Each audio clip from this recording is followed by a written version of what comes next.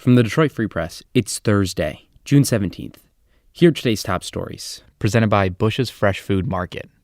Calling all foodies, Bush's is hiring. Are you passionate about food, looking for growth, development, and excellent wages?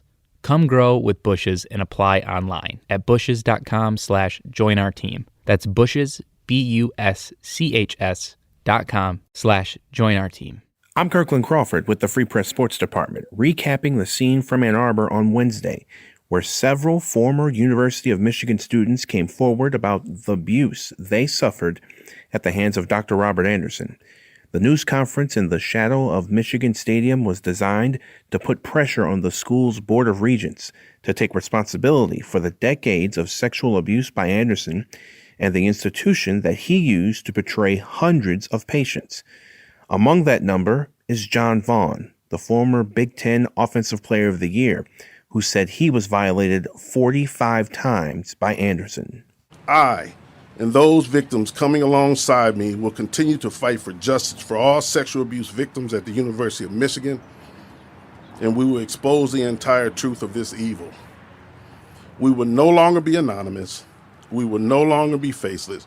We will no longer be silent. We will fight for those who feel that they do not have a voice. We will stand together in this fight. We will not retreat until justice is served. I'm Sue Solaski, Detroit Free Press food writer. The Small Business Administration's fund giving relief to thousands of restaurants owned by women, socially or economically disadvantaged individuals, and veterans has been halted because of lawsuits. Restaurants in Texas and Tennessee filed lawsuits against the administration, arguing that prioritizing the fund to groups based on race and gender was unconstitutional. The $28 billion fund is aimed at aiding restaurants, an industry decimated by the pandemic. Priority was given to those in the prioritized groups. During the first 21 days, the fund was open for applications. The Small Business Administration now says they will not be able to pay out funds to nearly 3,000 of those applicants already approved for and awaiting funds because of the lawsuits. More than 370,000 restaurants applied for funds, requesting $76 billion in funds, which far exceeded the available funding. The administration says so far 100,000 restaurants have received more than $27 billion in relief funds. But there may be hope. A group of lawmakers recently introduced a bill to add an additional $60 billion to the fund. This is Neeraj Warikoo of the Detroit Free Press with some news about a controversy in a local coffee house. The owner of Haraz Coffee in Dearborn, which is across from the old City Hall, has apologized recently for social media posts made a few years ago that insulted Shia Muslims.